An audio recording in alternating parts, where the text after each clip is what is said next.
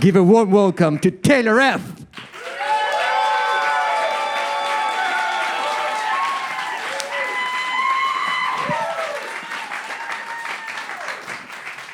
Hey, how's everybody doing tonight? Woo! So who here, anybody out here dating? Anybody on the dating apps? Woo! Well, good for you, all you happily coupled people. But I'm out there on the apps, and I think the apps are great. You know, I love the filter option.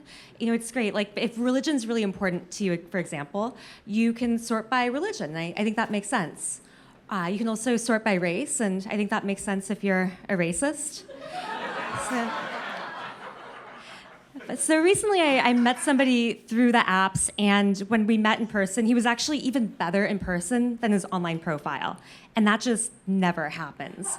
You know, he just checked every box. He was funny, charismatic, smart, handsome, and he mentioned that he was a huge foodie. So I guess I wanted to impress him. So I mentioned that I used to work at a really famous Italian restaurant, and it worked. He was really impressed. And he's like, oh my God, can I guess which one? And he's like, sure, guess away. Like, you'll probably get it. It's very famous. So he started naming all these restaurants: Bottega Louis, Drago, Bestia, but there was none of those. And finally he said, okay, I give up. What was this stealth underground restaurant you used to work at? And I said, the Olive Garden. So we did not have a second date, but on that one date that we did have, we talked quite a bit about my time at the Olive Garden, the OG. And, you know, it is a very famous restaurant. Thank you very much. You all seem to know it, and it's very famous for something in particular. What's it famous for? Breadsticks. Yes, breadsticks. And when I got that job, it was during the 2008 financial crisis.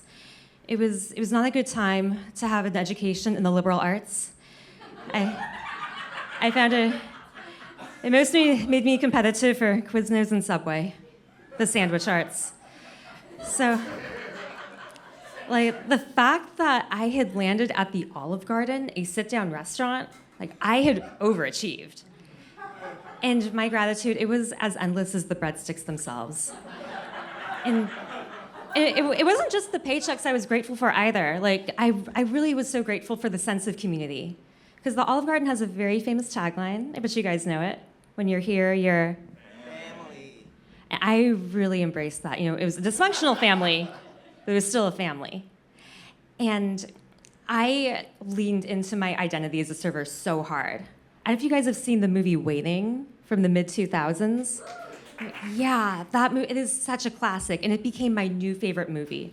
And I idolized Justin Long, the star of the movie. Do we have any Justin Long fans here?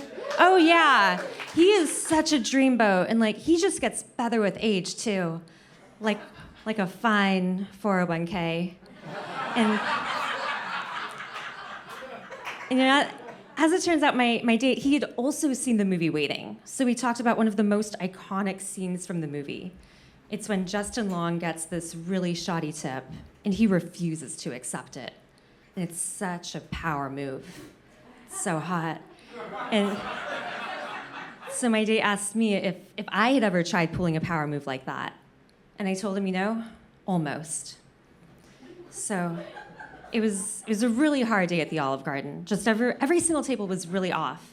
Like, I got to this one family, and the little girl ordered pasta. And I was like, we do that really well here. Fine choice. And she said, you know, actually, I think, can I get the chicken fingers instead? And I was like, also a fine choice. Who doesn't love some fingers made out of chicken? And then she went, wait, you know, actually, I'm gonna have the mac and cheese. And then her mom let out this big exhale. And she went, sweetie, we have talked about this before. When we make a decision, we have to stick to it, even if there's other options. No regrets. You know, it's kind of like when I married your father.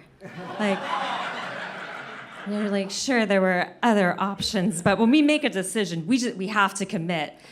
And then her son piped up, and he said, hey, there's something wrong with the bread. So I came over, and I took a look, and sure enough, there was something wrong with the bread. It was raw and doughy. It was half-baked, kind of like my decision to be an English major. So I took the bread, and I went back to the kitchen, and all the servers were gathered around the oven, panic on their faces. Because as it turns out, the bread oven had broken down. Now, when you are a restaurant that advertises itself as the promised land of unlimited breadsticks, having no bread is like being a church with no God. Or a Taylor Swift concert with no Taylor Swift. I mean, like, same thing. So when I went back out there, the next table I got to, they were not happy from the get-go. They were actually there celebrating their 6-year wedding anniversary, but based on the way the husband was acting, it seemed like 5 years too many. And the wife was complaining that the food didn't really feel authentically Italian.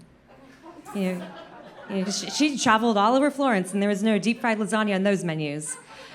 But I mean, like, this is America. We don't always do authentic. Like, have you been to Taco Bell? Like, have you seen the Cheez-It Crunchwrap Supreme? So I still did the best that I could with this couple. But at the end of the night, when I went to get the check, I saw that they had left me a $3 tip on a $60 bill. And I was so angry. I was so outraged. And I thought of the movie Waiting, and I thought of Justin Long, and I did what he did. I took those $3 and I walked over to the couple and I said what he said. Obviously, you need this more than I do. And the wife just took the $3, smiled politely, and said, well, if you don't want it, that's fine. I'll copacetic. And they walked away, completely unruffled. Which is not what happened in the movie Waiting. In the movie, the couple gets outraged, and Justin Long gets a sense of revenge. Like, I just got a sense of losing $3. And then when I turned around, I saw that the Olive Garden manager had been behind me, and she had seen and heard the whole thing. And she pulled me aside, and she said, Taylor, I saw you give that couple back their tip. Those aren't Olive Garden values. And she shook her head, and the words she said next burned like a pepperoncini. She said, Taylor, I don't think you're Olive Garden material. You're fired. And all of a sudden, reality just came rushing in. I was not Justin Long. This was not a Hollywood movie. This was real life in the middle of a recession. And I was getting fired. And I started crying. And I said, I'm sorry, I'm so sorry, but just please don't do this to me. And she said, Taylor, you did this to yourself. And I let her words sink in because she was right. So I said, the only thing I could say, I said, but I thought we were family.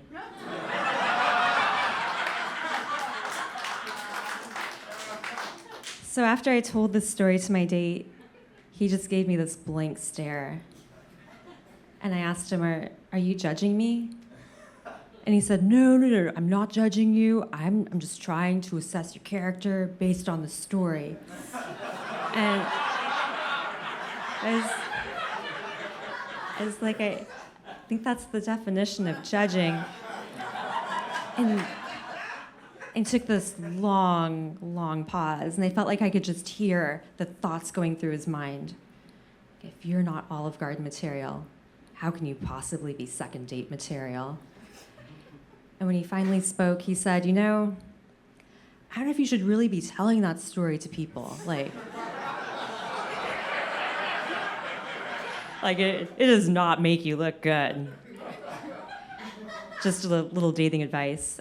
And you know what? I disagree. I think it's really important to share the stories that make us who we are. Because yes, it sucked getting fired from the Olive Garden. But you know what? It forced me to grow up a little bit. It made me evolve. So as much as I appreciate that guy trying to help me out with his free advice, as far as I'm concerned, he can keep that tip.